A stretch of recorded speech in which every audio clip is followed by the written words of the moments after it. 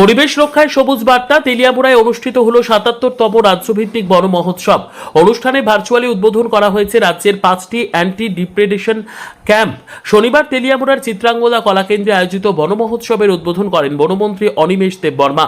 প্রতীকীভাবে চারাগাছ রোপণের মাধ্যমে অনুষ্ঠানের সূচনা হয়। উপস্থিত ছিলেন বিধায়িকা কল্যাণী সাহা রায়, বিধায়ক পিনাকি দাস চৌধুরী, প্রধান মুখ্য বনপাল আর কে শ্যামল সহ বন দপ্তরের শীর্ষ আধিকারিকরা। অনুষ্ঠানে স্বনির্ভর গোষ্ঠীগুলির হাতে ১ লক্ষ টাকার আর্থিক সহায়তা চেক তুলে দেওয়া হয়। পাশাপাশি বনাঞ্চল সংলগ্ন এলাকায় মানুষ ও বন্যপ্রাণীর সংঘাত কমাতে রাজ্যের ৫টি অ্যান্টি ডিপ্রেডেশন ক্যাম্পের ভার্চুয়াল উদ্বোধন করা হয়। পরিবেশ সংরক্ষণে গণসচেতনতা বাড়ানো এবং বৃক্ষরোপণে সাধারণ মানুষকে উৎসাহিত করায় বন মহোৎসবের মূল লক্ষ্য বলে জানিয়েছে বন দপ্তর।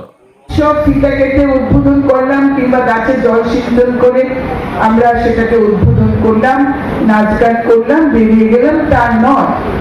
এটা আমাদের জীবনের জন্য, আমাদের বেঁচে থাকার জন্য এই বন মহোৎসব অত্যন্ত প্রয়োজন। এই বন মহোৎসবে আমরা রাজ্যভিত্তিক বন মহোৎসব, তারপরে গোটা প্রত্যেকটি বিধানসভা কেন্দ্রে আমরা এরকম বন মহোৎসব করি।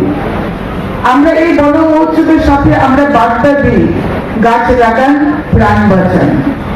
আজকে দেশের প্রধানমন্ত্রী নরেন্দ্র মোদী তিনি আজ 14 বছর যাবত, 2014 সাল থেকে 12 বছর যাবত এই এক পেড় মাটির নাম নামে একটা মেসেজ দিচ্ছেন যে আমরা প্রত্যেকেই যেন আমাদের মাকে, যারা আমরা ভালোবাসি, আমরা প্রত্যেকে আমাদের মাকে ভালোবাসি, আমরা প্রত্যেকেই আমাদের মাকে সম্মান করি।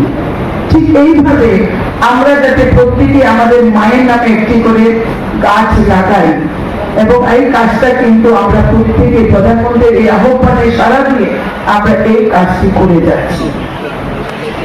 আজকেও আমাদের বিভিন্ন জায়গায় এক পেড় মাকে নাম এই ফ্ল্যাক্স এবং ফেস্টুন আমরা দেখতে পেয়েছি। এর জন্য আমি তেলিয়ামুড়া ডিএফও সাহেবকে আন্তরিক ধন্যবাদ জানাই। এই মেসেজটি তিনি আজকে ফ্লেক্সের মাধ্যমে আজকে মেসেজটি তিনি দিয়েছেন। উনি যেভাবে বলেছেন যে আমি অনেক কিছু বলবো, এই ছাত্রছাত্রীদের দেখে বন উৎসব সম্পর্কে আমার মনে হলো। বন উৎসবটা কি ছিল আমাদের কাছে, যে কিছু অফিসাররা আসবেন, শিক্ষক শিক্ষিকারা আসবেন, বৃক্ষরোপণ হবে, গান বাজনা হবে এবং বাড়িতে আনন্দ হবে। দিস ওয়াজ দি বন উৎসব। আর সেই বন উৎসবটাতে আমি আপনাদের অনুরোধ করব যে বৃক্ষরোপণ এই জিনিসটা কিন্তু রোপণ করলেই শেষ হবে না। এইটাকে আমাদের প্রোটেকশন করার জন্য, দেখাশোনার জন্য আমাদের দায়িত্ব দিতে হবে। না হয় আমরা আসতাম না। তেলিয়ামুড়ায় কেন আসবো?